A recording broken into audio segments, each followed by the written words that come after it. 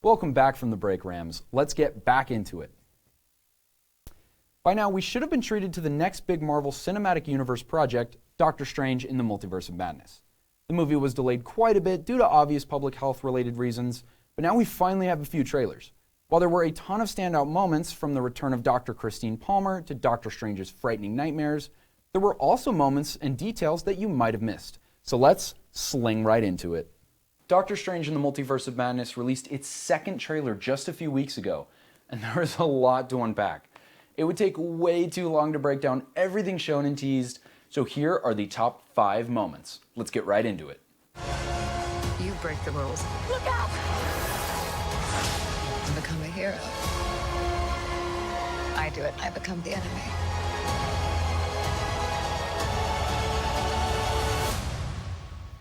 It doesn't seem fair. Now the first one is Wanda's illusion. It's a blink and you'll miss it moment, but if you compare this scene to the one from the previous trailer we've gotten, you'll notice the framing and Strange's outfit are the exact same.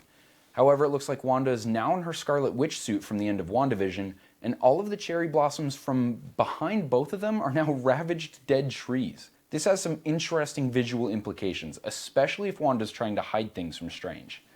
I think here we're gonna get a reality can be whatever I want type of moment, like in Infinity War. Moving on.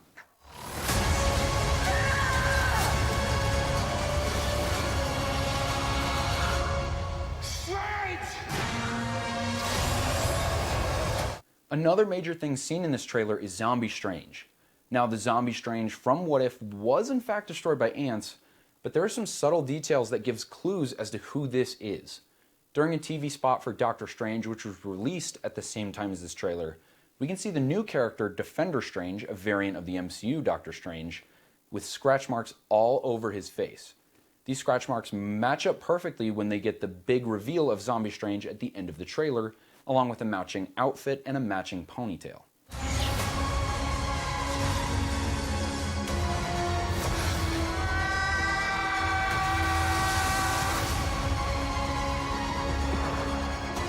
Things just got out of hand. Speaking of What If, it looks like we may be getting Doctor Strange Supreme, though it is unconfirmed if this is that specific Strange variant.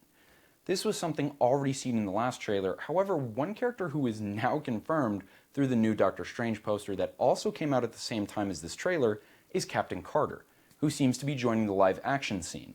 Captain Carter is a Captain America variant as seen in the animated series What If. It is unconfirmed if Hayley Atwell will be reprising her role in live action, though I'm sure Marvel roped her back in. Your desecration of reality will not go unpunished.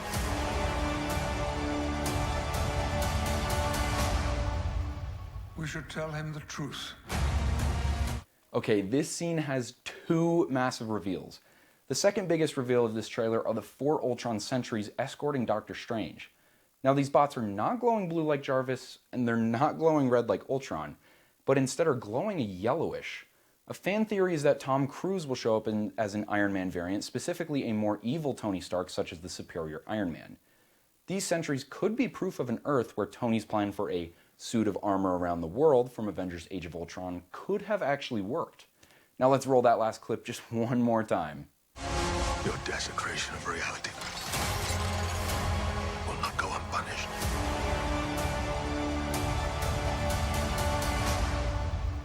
We should tell him the truth. Finally, the biggest reveal in the MCU since Spider-Man No Way Home's Friendly Neighborhood Visitors. That bald, out-of-focus head rolling just into frame is exactly who you think it is.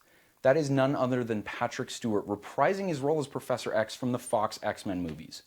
This is not confirmed to be the original Professor X we've seen before, which is a little funky too, with all the confusing time travel as well as the alternate timelines, such as the movie Logan, but I digress.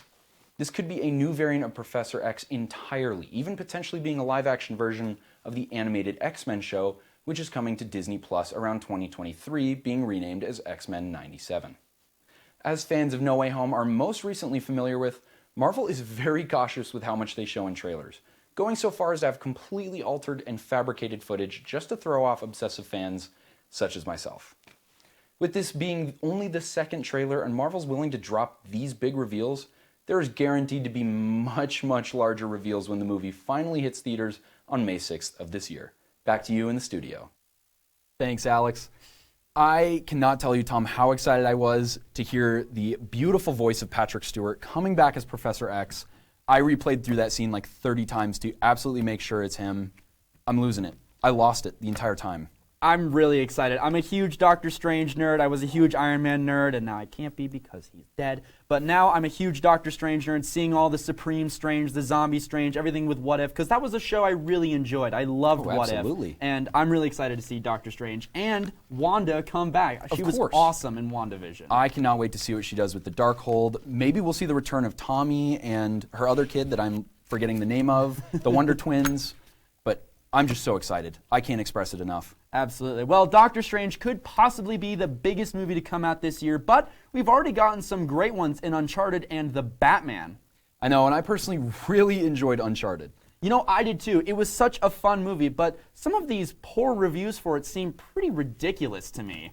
Can't agree more. I can't agree more. I loved it so much, and, you know, being a longtime fan of Naughty Dog, I love Last of Us and I love Uncharted. I'm worried about the Last of Us show, because it needs to be so in-depth. But you look at Uncharted, it has to be fun, it has to have lots of action, and it has to have, you know, witty Nathan Drake. And that's all it had. That's all it needed to be. Absolutely. I completely agree with that. You know, I think that a lot of these film snobs sitting in California need to shut down their blog posts, stop sipping espressos, and just go to the movies and have a little bit of fun. Just have a little fun. Exactly. No one was claiming Uncharted was going to be a, you know, masterful piece of cinema. It wasn't going to be a great art piece. It was just going to be a fun blockbuster. It was pirate ships hanging from helicopters fighting. Like, what's cooler than that? Just go and have fun. It's that's an all eye that's candy needed. piece. Absolutely. Well, no matter how right we completely are or how wrong these poor reviews are, we can at least agree that The Batman was one of the greatest superhero movies ever made. Anyway, after the break, actually, Alex, I have a few things I would like to say about The Batman. I think the hype online about this being one of the most realistic Batman movies has gone a little too far. Things with the camera eye contact things, that's not realistic. That doesn't actually exist. That technology doesn't exist and won't exist for maybe 100 years. That's a fair point, but I have kind of a counterpoint for you. It's more realistic in the sense that every time we've seen Batman in any of the movies, the moment he's Batman. He's perfect. He's flawless. He makes no mistakes. But in this movie, he has a lot of flaws. It really humanizes him. I mean, this is only the second year he's been running around dressed as a bat. And, you know, he crashes into things. He hurts himself. He looks like an idiot at times, and it really humanizes the character, feeling like, okay, now I can actually see a rich playboy dressing up as a bat and jumping off of a rooftop. No, I agree. And, you know, like I said, it's not realistic in the sense of, you know, oh, it's taking place in our world, and, you know, Batman is always a little bit of goofiness, but I don't want that to discount the fact that this was a phenomenal movie. A little slow at some parts, little long. I loved the speed, though. The slowness was perfect for me because it was based off the Long Halloween comic, which is a detective comic through and through, which is perfect for Batman. I feel like we've gotten all these action movies of Batman where it's him versus the villain, not Batman investigating. He should be the world's greatest detective first and a crime fighter second, because that's how he faces crimes and helps with that kind of thing. Absolutely. I kind of agree with that. You know, Alex, I got a question for you. What do we and Bruce Wayne have in common from The Dark Knight Rises? And what might that be, Tom? We're going to be right back after this quick break.